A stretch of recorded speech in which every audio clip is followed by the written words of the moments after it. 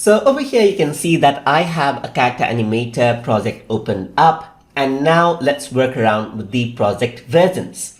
So first of all, in order to save a project version of this, I need to go to File, and here you can see that there's options such as Save Project Version, Save Name Project Version, and Save Project As. So first of all, I'm going to create a copy of the project which creates another version of the project.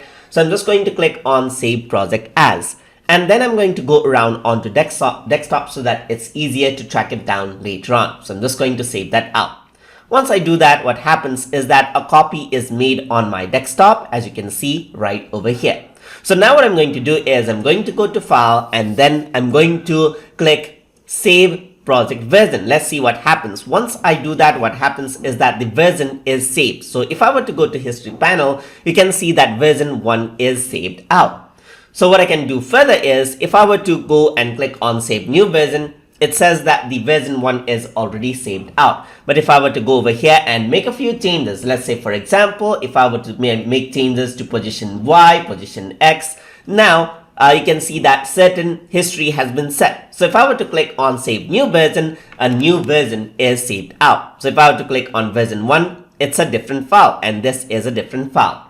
I can go ahead and scale this up as well, just like this. I can change around the opacity, and if I were to click on Save New Version, all of these files are saved as separate versions, just like this. I can also go around, and then what I can do is I can click on Save Name Project Versions, and what I can do is I can name them out. So I can go around and say something like Beginning right over here. I can go around and do the same for this. I can rename this as well. I can go around, say Middle, and this one I can say rename End, just like this. So I got name project version as well. And if I want to revert back now, let's say for example I made some mistake, or if you're not too sure on the proper properties that you add, you want to revert back, then you can add in the version histories just like this to revert back into old projects. And that is how you work around with project versions inside of Adobe Character Animator. So hope you guys learned something as always. And as always, please like, comment, share,